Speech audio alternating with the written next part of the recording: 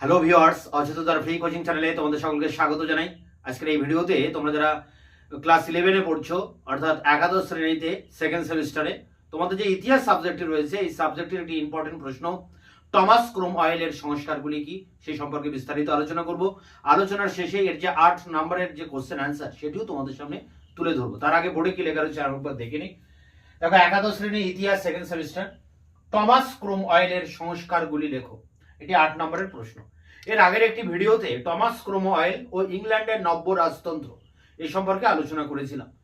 সেই আলোচনারই কিছু কিছু অংশ এখানে আমাদেরকে আবার নতুন করে আলোচনা করতে হবে, কারণ টমাস ক্রোম অয়েল ইংল্যান্ডে একাধিক সংস্কার করেছিলেন। সেই বিষয়গুলোই আমরা এখানে তুলে ধরব।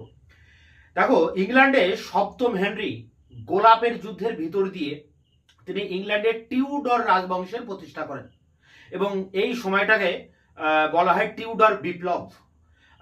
কেন বলা হয়? কারণ তিনি এমন একটি নতুন রাজবংশ স্থাপন করেন, এই রাজবংশের রাজত্বকালে ইংল্যান্ডে একাধিক সংস্কার সাধিত হয় এবং রাজার ক্ষমতা বহু গুণে বৃদ্ধি পায়। সপ্তম হেনরি যে একটা নতুন রাজতন্ত্র প্রতিষ্ঠা করেন, যাকে বলা হয় নব্য রাজতন্ত্র, এই রাজতন্ত্রকে আরো এগিয়ে নিয়ে যান তার পুত্র অর্থাৎ পরবর্তী রাজা অষ্টম হেনরি। এই অষ্টম হেনরির প্রধান মন্ত্রী বা পরামর্শদাতা ছিলেন এই Thomas Cromwell. Thomas Chrome oil একজন দরিদ্র পরিবারের সন্তান ছিলেন। কর্মকার ঘরে তিনি জন্মগ্রহণ করেন, কিন্তু নিজের প্রতিভা গুণে, নিজের কর্মদক্ষতায় তিনি ইংল্যান্ডে রাজার পরে যে প্রধানমন্ত্রীর পদ, তিনি সেই পদ লাভ করেছিলেন এবং অষ্টম হেনরির প্রধান পরামর্শদাতা হয়ে উঠেছিলেন, প্রধানমন্ত্রী হয়ে উঠেছিলেন টমাস ক্রোম অয়েল। টমাস ক্রোম অয়েলের পরিকল্পনায় ইংল্যান্ডের টিউডর রাজবংশের ক্ষমতা বহু গুণে বৃদ্ধি পায় এবং ইংল্যান্ডের রাজবংশ বা রাজার ক্ষমতাকে একটা শক্ত ভিত্তির উপরে তিনি প্রতিষ্ঠা করে দিয়ে যান। কি কি কাজ তিনি করেছিলেন সেই সমস্ত বিষয় নিয়ে আজকের আলোচনা। দেখো, প্রথমে রয়েছে যে জাতীয় চার্চ প্রতিষ্ঠা। তো ইংল্যান্ডে যত চার্চ মানে গির্জা ছিল, সেই গির্জাগুলিকে তিনি একটা আইন করে এই গির্জাগুলিকে সরকারের সম্পত্তিতে পরিণত করেছিলেন, রাজার সম্পত্তিতে পরিণত করেছিলেন এবং বলেছিলেন যে রাজা হচ্ছেন ইংল্যান্ডের ধর্মের প্রধান। এখানে যিনি পোপ থাকতেন, অর্থাৎ খ্রিস্টান ধর্মের যিনি ধর্মগুরু পোপ, সেই পোপকে হটিয়ে, পোপের ক্ষমতাকে অস্বীকার করে ইংল্যান্ডের রাজাকে তিনি দেশের যেমন রাজনৈতিক প্রধান হিসাবে ঘোষণা করেছেন, পাশাপাশি ধর্মের ব্যাপারেও রাজাকে সর্বোচ্চ ক্ষমতার অধিকারী বলে তিনি ঘোষণা করেন এবং এই ব্যাপারে আইনও পাশ করা হয় এবং ইংল্যান্ডের যত চার্চ ছিল, গির্জা ছিল, সেগুলি সরকারি সম্পত্তিতে পরিণত হয় এবং বলা হয় এই সমস্ত চার্চগুলিতে যেসব যাজক বা ফাদার পাদ্রীরা থাকবেন, তাদেরকে নিয়োগ করবেন রাজা এবং রাজার তরফ থেকে এই সমস্ত মঠগুলো পরিদর্শন করা হবে।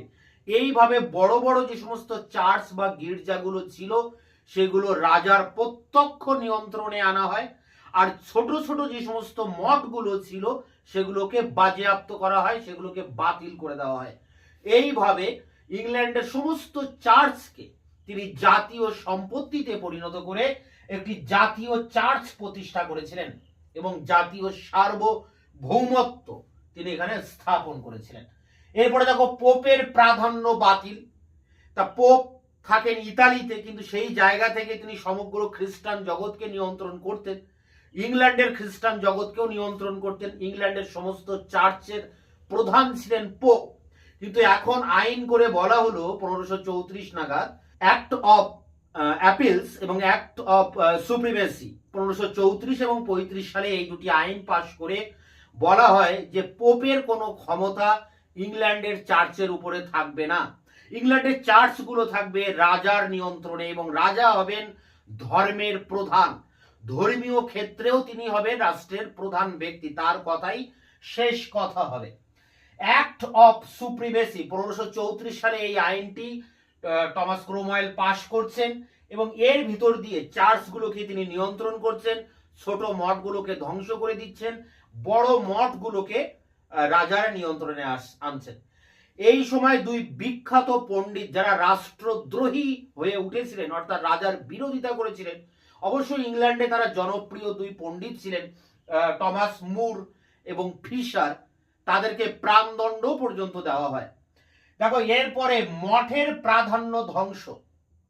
অ্যাকচুয়ালি টমাস ক্রোমওয়েলের যে সমস্ত সংস্কারগুলো করেছিলেন তার মধ্যে প্রধান কাজগুলো ছিল কিন্তু ধর্মের ব্যাপারে। ধর্মীয় আধিপত্যকে তিনি রাজার অধিকারে নিয়ে এসেছিলেন, পোপের ক্ষমতাকে ধ্বংস করে দিয়ে চার্চগুলোর যে স্বাধীনতা ছিল সেগুলোকে হরণ করে সেগুলো রাষ্ট্রীয় সম্পত্তিতে তিনি পরিণত করেন এবং মঠের প্রাধান্য ধ্বংস করেন। এই সময় উত্তর ইংল্যান্ডে পিলগ্রিমেজ অফ গ্রেস বলে একটা বিদ্রোহ মাথা চাড়া দিয়ে উঠেছিল। টমাস ক্রোমওয়েল 1536 সালে এই বিদ্রোহ শক্ত হাতে দমন করেন এবং সেই সময় দুই ধর্মগুরু বা অ্যাবট যাদের বলা হয়, সেই লর্ড ডার্সি বা লর্ড হুসে, এনাদেরকে তিনি কঠোরভাবে দমন করেন, মৃত্যুদণ্ড পর্যন্ত দিয়েছিলেন। এরপরে দেখো যে রাজার ক্ষমতা বৃদ্ধি, তো তিনি একাধিক আইন পাশ করেন, অ্যাক্ট অফ অ্যাপিলস। এই অ্যাপিলসের মধ্য দিয়ে বলা হয় যে প্রতিটা নাগরিকের ইংল্যান্ডের রাজার প্রতি অনুগত হতে হবে, আনুগত্যের শপথ নিতে হবে, রাজার ক্ষমতা হবে সর্বোচ্চ ক্ষমতা, দেশের সার্বভৌম ক্ষমতা রাজার হাতে থাকবে, রাজা তার সার্বভৌম কর্তৃত্ব প্রতিষ্ঠা করবেন এবং রাজা হবেন সকলের প্রভু, রাজনৈতিক প্রধান হবেন, বিচার বিভাগের প্রধান হবেন, ধর্মীয় ক্ষেত্রে প্রধান হবেন, রাজার ক্ষমতা হবে চূড়ান্ত শাশ্বত। এইভাবে তিনি ইংল্যান্ডের এই রাজতন্ত্রকে একটা সুপার পাওয়ারে পরিণত করেন।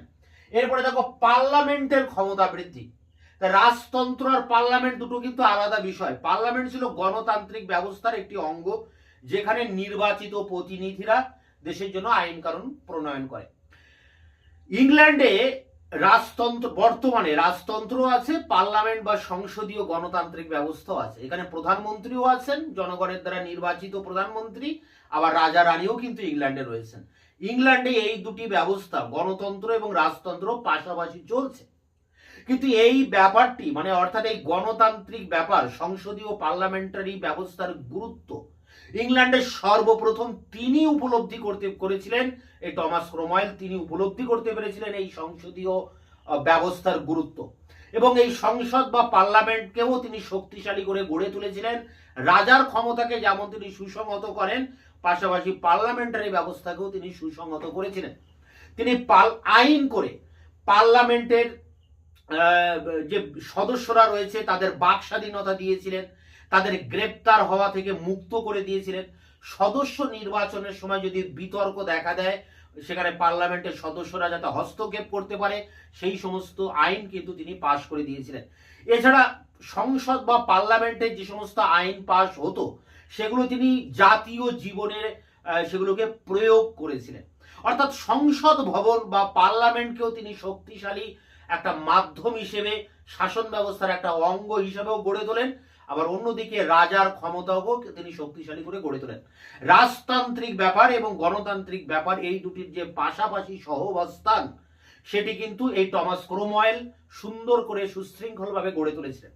তা এই ছিল মূল বিষয়। টমাস ক্রোমওয়েলের সংস্কার বলতে এখানে আমাদেরকে আলোচনা করতে হবে কিভাবে তিনি জাতীয় চার্চ প্রতিষ্ঠা করছেন, পোপের প্রাধান্যকে বাতিল করছেন, অ্যাক্ট অফ সুপ্রিমেসি 1535 সালে পাশ করছেন এবং মঠের প্রাধান্য ধ্বংস করছেন, রাজার ক্ষমতা বৃদ্ধি করছেন, পার্লামেন্টের ক্ষমতা বৃদ্ধি করছেন। এই পয়েন্টগুলোর উপর দিয়ে এই টমাস ক্রোমওয়েলের সংস্কারগুলো আলোচনা করতে হবে। তো এবার আমরা এর যে উত্তরটা রয়েছে 8 নম্বরের যে উত্তর, সেই উত্তরটা নিয়ে আমরা এবার অন স্ক্রিনে আলোচনা করব। টমাস ক্রোমওয়েলের সংস্কারগুলি লেখো, অথবা ইংল্যান্ডের ধর্ম সংস্কার আন্দোলনকে কার্যকরী করতে টমাস ক্রোমওয়েল কি কি পদক্ষেপ গ্রহণ করেন। এটি 8 নম্বরে একটি ইম্পর্টেন্ট প্রশ্ন। দেখো, ইংল্যান্ডের খ্যাতনামা রাষ্ট্রনীতিবিদ টমাস ক্রোমওয়েল ছিলেন একজন কর্মকারের পুত্র।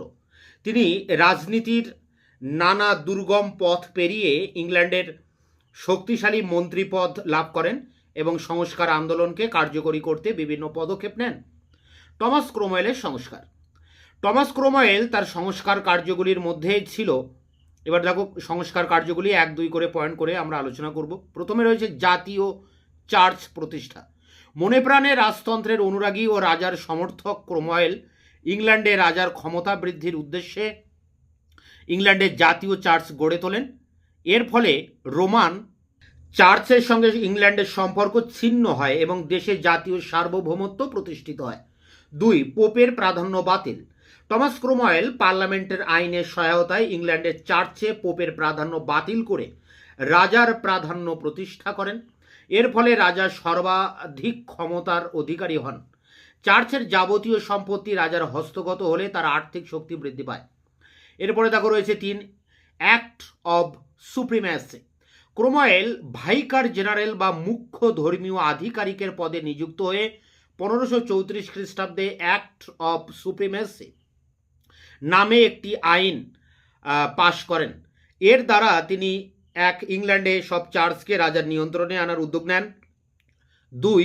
ইংল্যান্ডের মঠগুলির উপর রাষ্ট্রীয় আধিপত্য কায়েম করেন এবং ছোট মঠগুলি বাজেয়াপ্ত করার উদ্যোগ গ্রহণ করেন। উল্লেখ্য যে অ্যাক্ট অব সুপ্রিমেসির প্রতিবাদ করায় তিনি সে যুগের বিখ্যাত 2 পণ্ডিত স্যার টমাস মুর ও ফিশারকে প্রাণদণ্ড দেন। এরপরে দেখো রয়েছে মঠের প্রাধান্য ধ্বংস।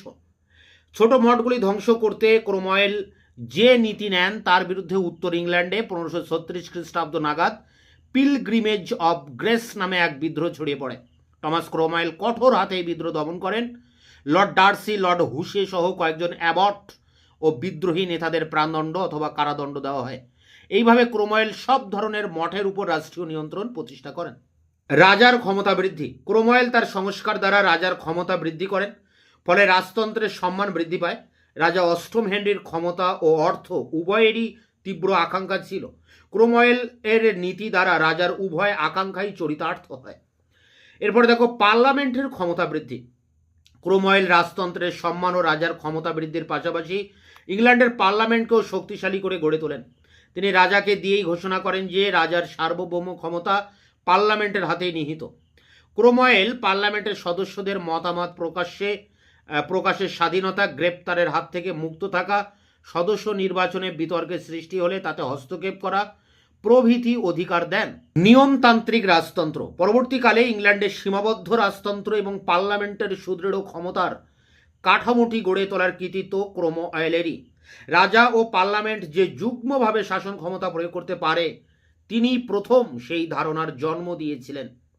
এই পথ ধরেই অবশেষে 1688 খ্রিস্টাব্দের গৌরবময় বিপ্লবের মাধ্যমে রাজতন্ত্র সেখানে নিয়মতান্ত্রিক রাজতন্ত্রে পরিণত হয়। এরপরে দেখো রয়েছে শেষ পয়েন্ট, উপসংহার। ইংল্যান্ডের গণতান্ত্রিক রাষ্ট্র ব্যবস্থার বিকাশে টমাস ক্রোমওয়েলের অবদান। তিনি একদিকে পোপ ও খ্রিস্টান ধর্মের প্রাধান্য হ্রাস করেন, অন্যদিকে ইংল্যান্ডের রাজা ও পার্লামেন্টের ক্ষমতা বৃদ্ধি করে সেই দেশে নিয়মতান্ত্রিক রাজতান্ত্রিক কাঠামো গড়ে তোলেন। তো এই ছিল টমাস ক্রোমওয়েলের সংস্কার।